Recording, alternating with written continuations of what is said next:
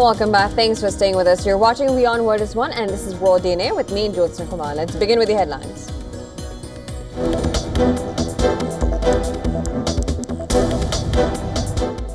Russia launches a new nuclear submarine capable of carrying the Poseidon underwater drone. Russian President Vladimir Putin claims there is no way to intercept the nuclear-powered drone torpedo, which can reach any continent in the world.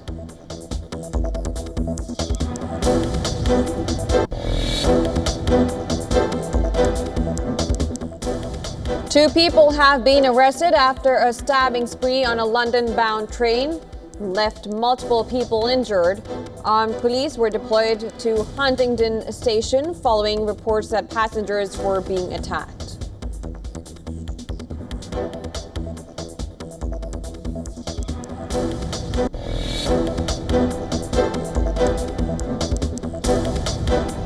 President Donald Trump threatens to send U.S. forces into Nigeria if the African nation does not stem what he described as the killing of Christians by Islamists.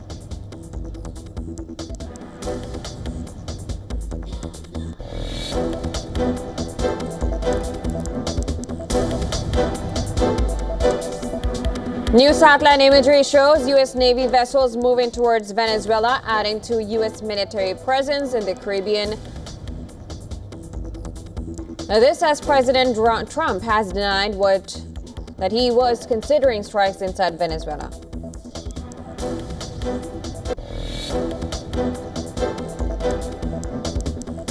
Hundreds of residents line up in various U.S. cities to receive food donations as funding for a federal food assistance program, SNAP, risks drying up amid a government shutdown.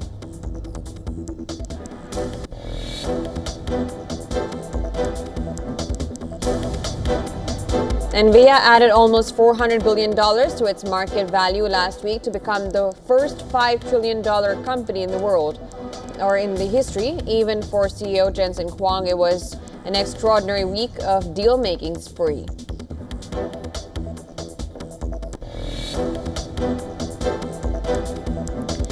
India and South Africa, both chasing history, face off in the ICC Women's ODI World Cup final today. Will Harmanpreet Kaur's Women in Blue lift their maiden title, or will the Proteas break their duck in Navi Mumbai?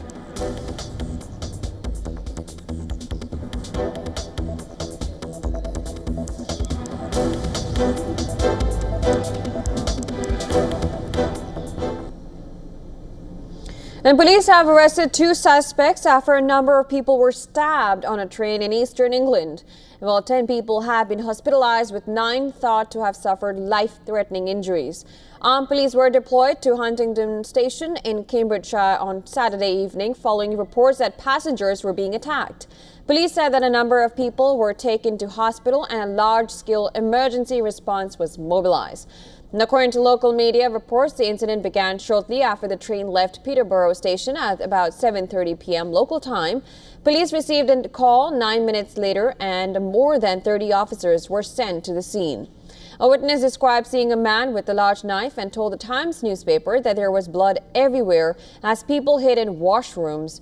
The train was stopped at Huntingdon, and armed police escorted passengers off the train. So what happened was I was in Coach G and there was quite a few people coming through Coach G, and one of the people that were coming through, I had my headphones on, then heard them say, they've got a knife, I've been stabbed. And then when looking up, so they were making their way through the carriage to get away from the incident, from the suspects. They were extremely bloodied. That person ended up, when we pulled in, they were basically on the floor. We couldn't progress further down the train away from the suspect because that person ended up collapsing on the floor. Prime Minister Keir Starmer said the appalling incident was deeply concerning.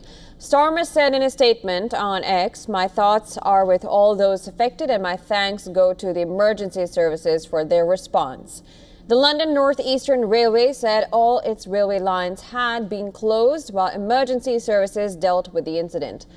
The operator, which runs trains along the east of England and Scotland, urged passengers not to travel, warning of major disruption. Now, this incident serves as major stops, including London, Peterborough, Cambridge, York, and Edinburgh. And trains are often very busy and packed with travellers. Well, knife crime in England and Wales has been steadily rising since 2011. While Britain has some of the strictest gun controls in the world, rampant knife crime has been branded a national crisis by Prime Minister Starmer. Nearly 60,000 blades have either been seized or surrendered in England and Wales as part of government efforts to have knife crimes within a decade. Carrying a knife in public can already get you up to 4 years in prison, and the government said knife murders had dropped by 18% in the last year.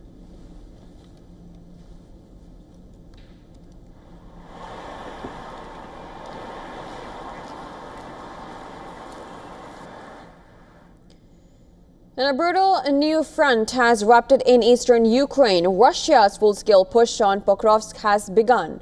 Russia unleashed a 170,000-strong force in Donbass heartland. Ukraine fights back, deploying elite special forces into the inferno. Now, our next story is with the latest from the front lines. Take a look.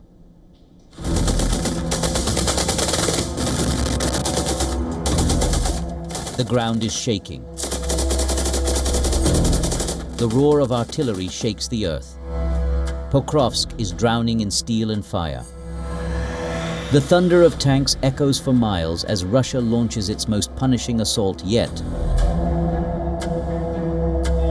deploying an estimated 170,000 troops in a massive drive across the eastern front. Rockets streak through the air, lighting up the city's ruins in a ghostly glow. The assault, relentless, organized, overwhelming, is aimed at capturing the strategic crossroads linking Donetsk to the rest of eastern Ukraine. Ukraine's response is audacious and desperate. Special forces units have been inserted directly into the combat zone through high-risk operations. These aren't regular troops. They're elite fighters tasked with disrupting Russian logistics, targeting command posts, and holding impossible positions until reinforcements arrive. But now Moscow claims that Russian forces defeated a team of Ukrainian special forces, which were rushed to the embattled eastern city of Pokrovsk. Kyiv is vowing to defend the city at any cost. There were many reports from the military today, details about the front line. Of course, Pokrovsk is first and foremost. We continue to destroy the occupiers, and the most important thing is to stop Russian attacks wherever possible. The strategic value is staggering. Pokrovsk sits at a crucial junction controlling supply routes into eastern Ukraine. Lose Pokrovsk and entire defensive lines collapse. Russian planners know it. Ukrainian commanders know it. That's why both sides are throwing everything into this grinding battle of attrition. Both armies are bleeding. Artillery exchanges flatten entire neighborhoods. Close quarters combat rages through ruins. Casualty rates climb into figures. Military analysts call unsustainable. Yet neither side blinks. Pokrovsk has become a test of will where tactical brilliance matters less than raw endurance. Bureau report, WION World is one. Home with our next story is from Egypt, where Egypt has now inaugurated the long-delayed Grand Egyptian Museum, said to be the world's largest museum dedicated to an ancient civilization. The mega project is aimed at boosting the country's tourism industry and troubled economy. Egyptian President Abdel Fattah el-Sisi attended the grand opening ceremony of the museum following years of anticipation.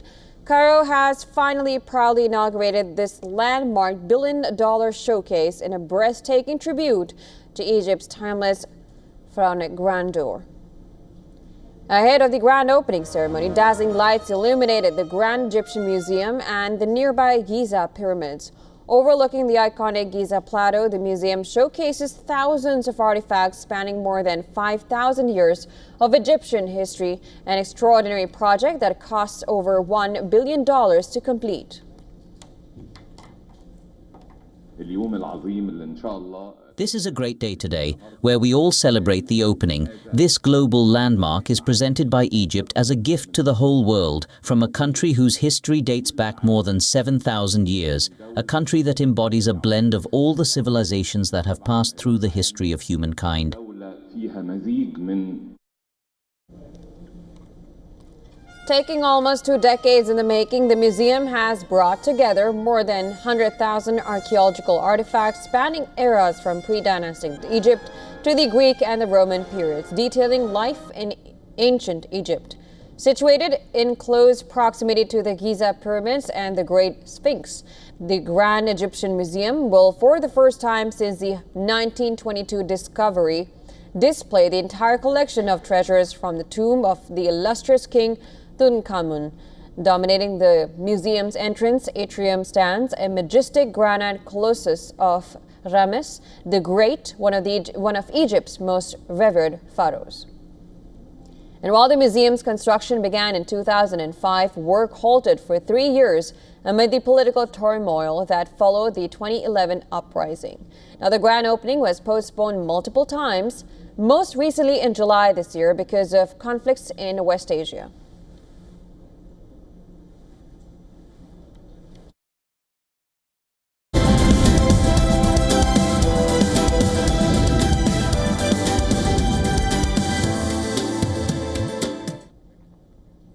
And the entire world relies on China for rare earths. President Trump's trade war this year has clearly shown that Beijing is dominant in the processing of rare earth minerals, controlling over 70% of the global supply chains. China has used its critical minerals dominance to its advantage in responding to the trade war initiated by Trump. The ties with India, though, seem to be in great shape. 4 Indian firms have received rare earth import licenses from China, even as Beijing has delayed its latest export control measures by a year. The world needs China. Brazil imports 97% of all its rare earths from China, the most among major global economies. Turkey follows with 93%, while Germany and the UK import about 90%. Korea relies on China for 80% of its rare earth supply, while the U.S. depends for 78% of its critical minerals needs. Now, this comes as Beijing's estimated rare earth reserves have reached 44 million metric tons, 23 times larger than the U.S. China's dominance in rare earth is quickly becoming one of the most powerful dynamics in the global economy. Now, rare earths are among the most critical raw materials on the planet, deeply embedded in the technologies that underpin modern life. Yet, few people have even heard of them until the eruption of the U.S.-China trade war thrust them into the limelight. With obscure names like gadolinium and dysprosium, the rare earths are used across sectors, from semiconductors and iPhones to MRI machines and cancer treatments. And most recently, demand has been propelled by the green tech that's helping to cut carbon emissions. The rare earths are a set of 17 metallic elements grouped together because of their chemical similarities. Now, contrary to their name, rare earths are actually quite common in the Earth's crust. But the challenge is finding them in a high enough concentration in one place for mining to be cost effective. While there have been a slew of rare earth deals, only China, the US, Australia and Myanmar currently have large-scale mining capabilities. Now, significant expansion of production would take at least 3 to 5 years. The refining stage has high barriers to entry due to technical complexity and environmental approvals. And that has caused most overseas producers to still rely on facilities in China or Malaysia. The biggest bottleneck, however, is in the magnet manufacturing. Only China and Japan currently have large-scale production capacity for magnets. And for the years ahead, competitive confrontation will remain the main long-term theme of U.S.-China relations. In the short term, expectations are similar to what we have seen this year, a de-escalation of conflict following a tactical escalation.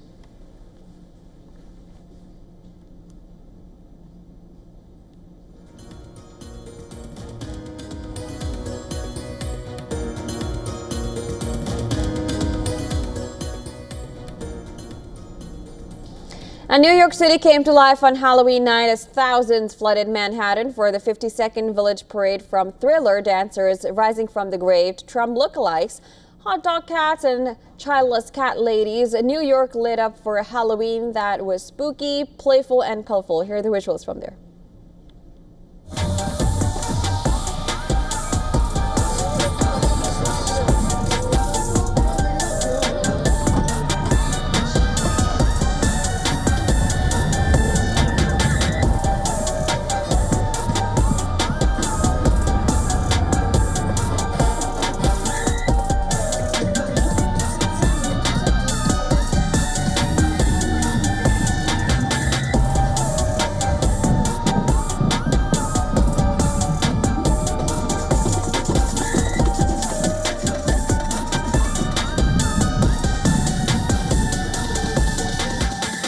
I come every year. This year's a little cold. The past couple years it's been warmer, but I love it. It's nothing like New York City Halloween. I love it. Yes.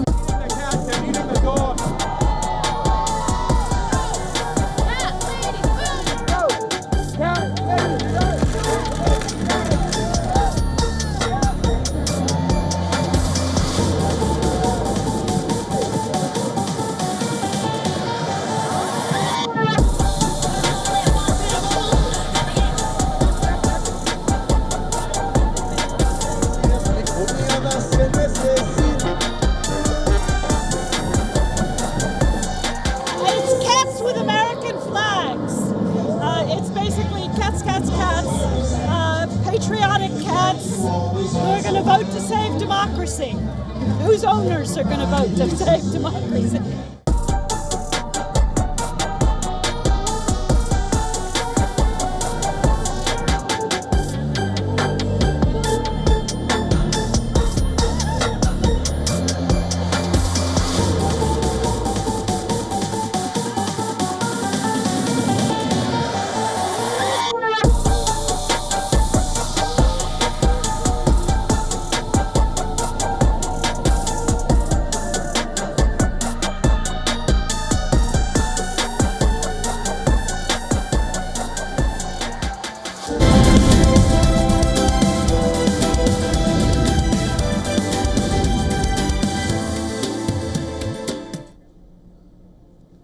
All right, over to sports now. India stand on the cusp of history. The women in blue need just one more win to clinch their maiden Women's World Cup title. And the person who could guide them to the ultimate glory is Harmanpreet Kaur.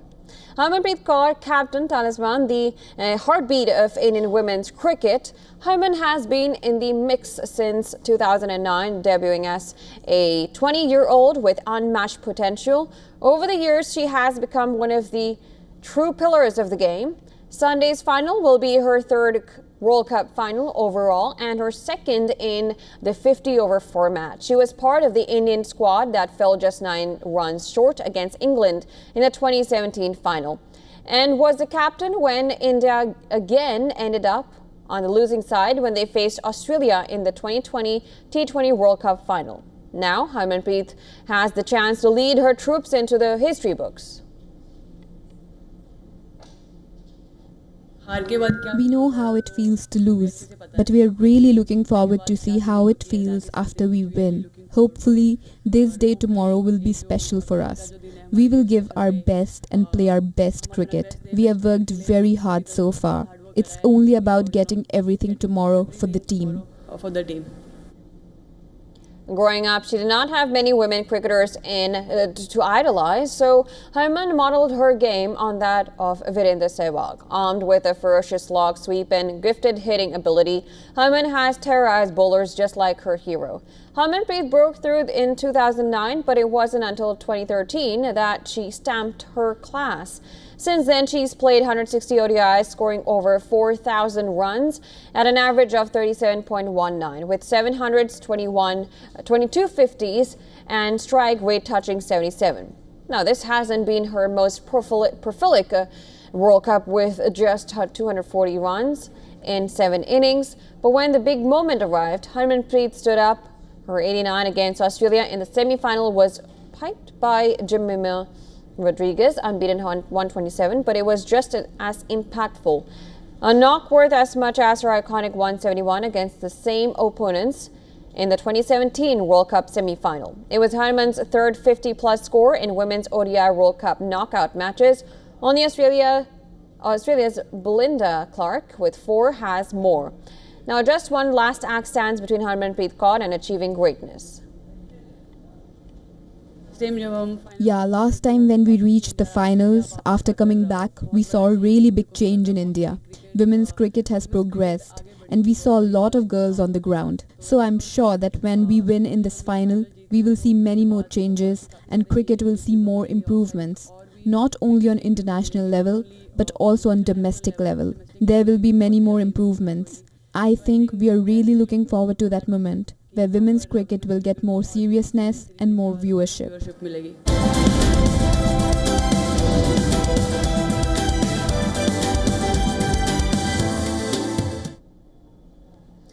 And well, it's the 2nd of November, and this is a huge day for fans of Indian superstar Shah Rukh Khan, as Bollywood's Badshah turned 60 today. From his humble beginnings as a television actor to becoming one of the world's most recognizable superstars, Khan's journey is a cinematic fable in itself, a testament to relentless charm, unparalleled talent, and an almost mythical connection with his audience. Shah Rukh Khan's cinematic legacy is a tapestry woven with threads of diverse films, yet always marked by his distinct charisma. He burst onto the scene in the early 90s, quickly shedding the anti-hero tag from films like Bazigar and Dutt to embrace the mantle of the ultimate romantic hero. Who can forget Raj from Dilwale Dulhania Le Jayenge? His opened arm pose in Mustard Fields became an emblem of love and longing, an image synonymous with Bollywood romance. While films such as Kuch Kuch Hota Hai, Kabhi Khushi Kabhi Gham and Kal Ho Na Ho solidified his position as a king of hearts, making generations swoon. But to merely label him a romantic hero would be an injustice to his versatility. Khan seamlessly transitioned to more complex roles, delivering powerhouse performances in films like Swades, where he portrayed a NASA scientist returning to his roots, and Chak De India, an uprise-inspiring sports drama, where he played a determined hockey coach. His nuanced portrayal of an autistic man in My Name is Khan earned him critical acclaim and demonstrated his profound depth as an actor. Beyond his acting prowess, Shah Rukh Khan is a sharp businessman, co-founder of Red Chillies Entertainment, a successful production house and a VFX studio. He is also a co-owner of the Indian Premier League cricket team, Kolkata Knight Riders. His influence extends far beyond cinema, making him a cultural icon and a global ambassador for India. As he steps into his 6th decade, Shah Rukh Khan shows no signs of slowing down. His recent blockbuster success proved that his star power remains undiminished. His ability to captivate audiences as strong as ever. 2025 has been a particularly special year for Khan after becoming the first Indian male actor to walk the Met Gala. He won many hearts when the Government of India bestowed upon him the National Award in the Best Actor category for his performance in Jawan. It was an award that was much awaited. 60 years young, the Badshah of Bollywood continues to reign, his legacy not just etched in film reels, but in the hearts of millions who believe in the magic he brings to life.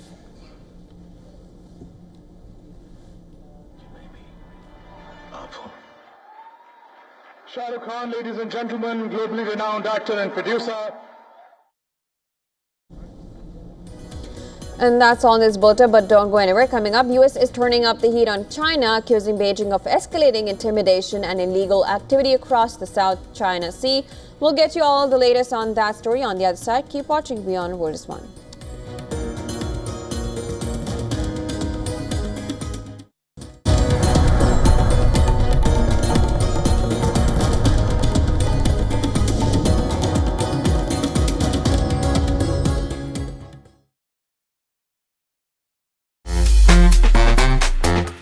Welcome this season of spooks, chills and thrills with our list of Halloween movies. Know all about the most iconic high school characters of all time. And take a look at the cinema co-workers who either ended up fighting or just never got along. All this and much more with me, Diksha Bisla, on WION at these times. On Inside South Asia this week, Afghanistan-Pakistan peace hopes dead, at least for now, as talks in Istanbul collapse. Is a full-blown conflict round the corner?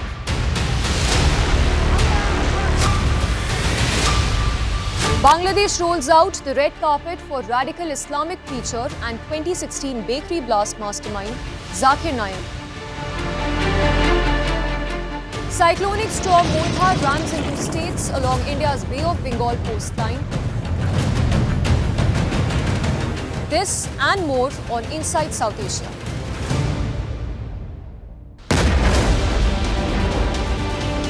This week on the West Asia Post. Israel's deadliest Gaza strike since ceasefire. Conflicting narratives and new militias emerge, but innocents still bear the brunt. Iran defies UN sanctions and quietly rebuilds its ballistic missile program. But who is helping the country?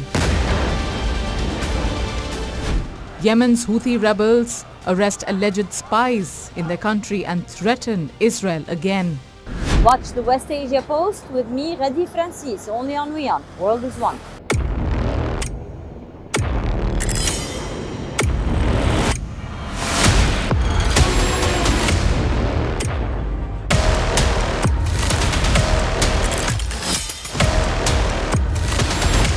He's a very tough negotiator. That's not good. Given our different national conditions, we do not always see eye to eye with each other.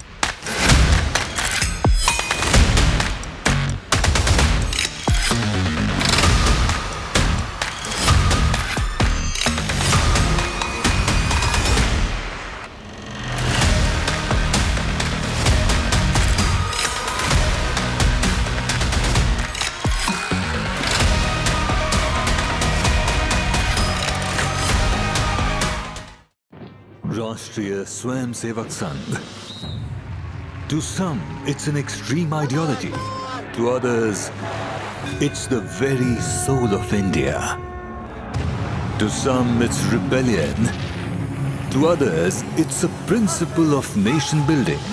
Coming soon to challenge perceptions in RSS centenary year, Kesariya at 100.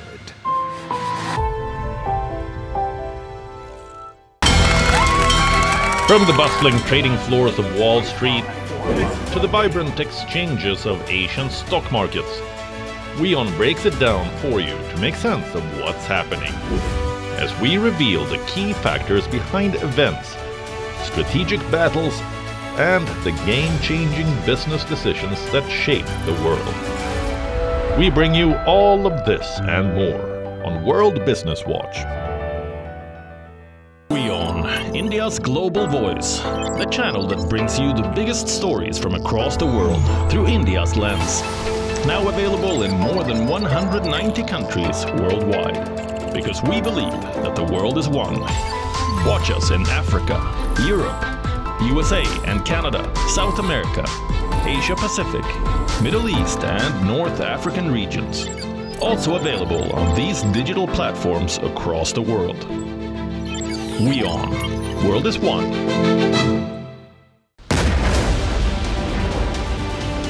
This week on the West Asia Post. Israel's deadliest Gaza strike since ceasefire. Conflicting narratives and new militias emerge, but innocents still bear the brunt. Iran defies UN sanctions and quietly rebuilds its ballistic missile program. But who is helping the country? Yemen's Houthi rebels arrest alleged spies in their country and threaten Israel again. Watch the West Asia Post with me, Radi Francis, only on WION. World is one.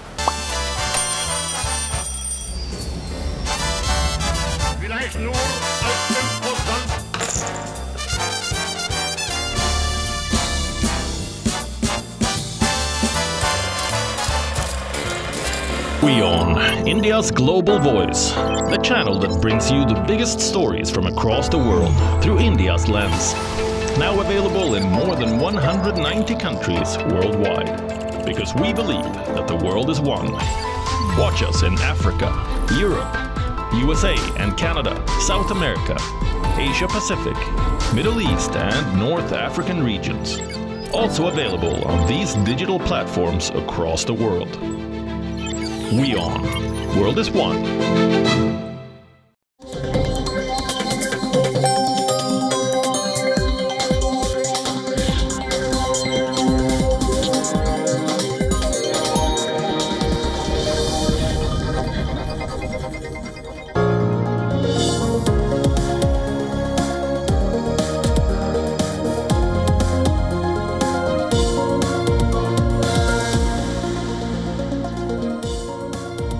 Hello and a very warm welcome. You're watching WION World is One with me, Diksha Bisla. Let's start with the headlines.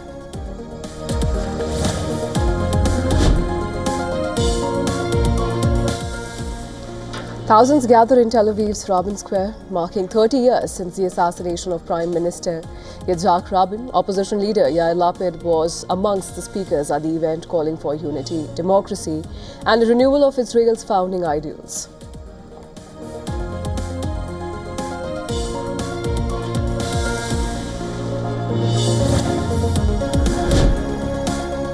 Russia launches a new nuclear submarine capable of carrying the Poseidon underwater drone. Russian President Vladimir Putin claims there is no way to intercept the nuclear-powered drone Torpedo, which can reach any continent in the world.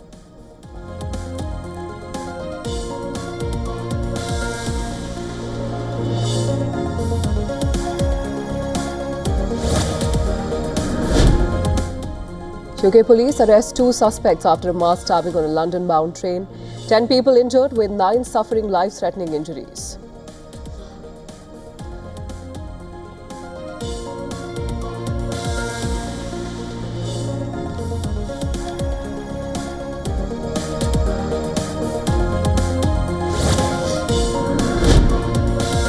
President Donald Trump threatens to send US forces into Nigeria if the African nation does not stem what he described as the killing of Christians by Islamists.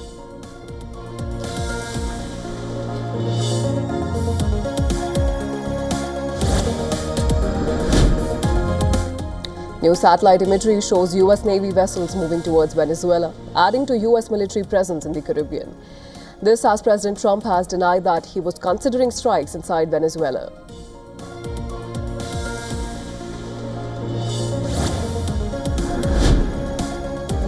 Hundreds of residents line up in various US cities to receive food donations as funding for a federal food assistance program, SNAP, risks drying up amid a government shutdown.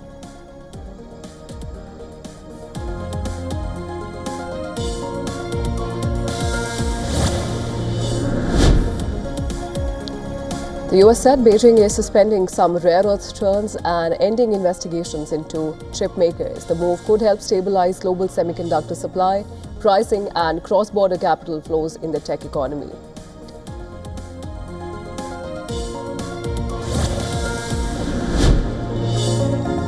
India and South Africa, both chasing history, face off in the ICC Women's ODI World Cup final today. Will Harmanpreet Kaur's women in blue lift their maiden title, or will the Proteas break their duck in Navi Mumbai?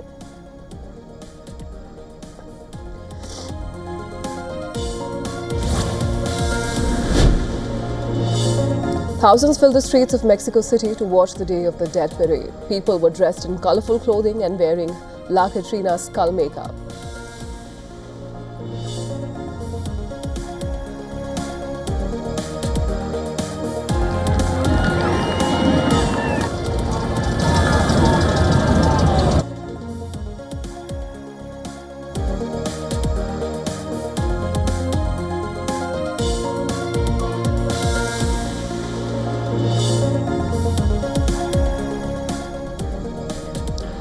To our focus on WION at this hour, President Donald Trump has threatened military action in Nigeria over the alleged killing of Christians over there.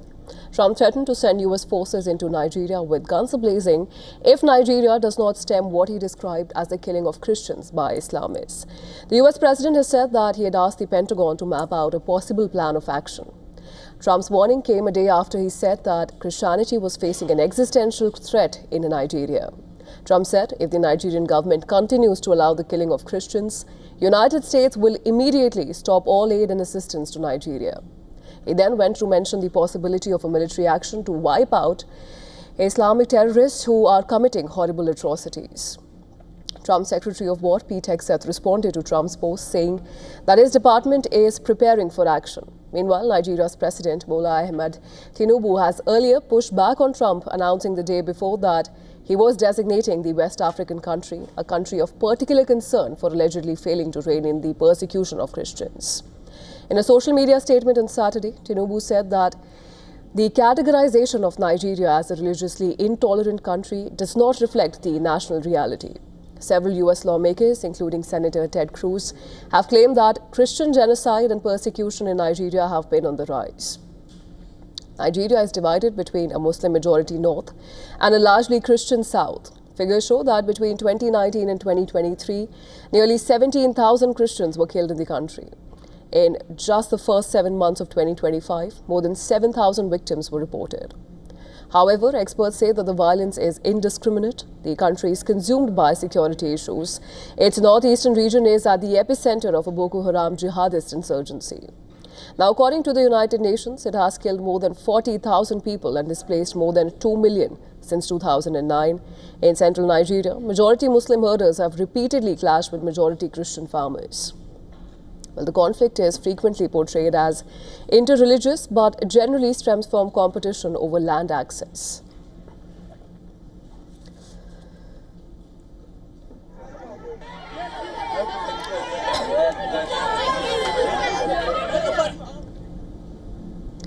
And US is turning up the heat on China, accusing Beijing of escalating intimidation and illegal activity across the South China Sea.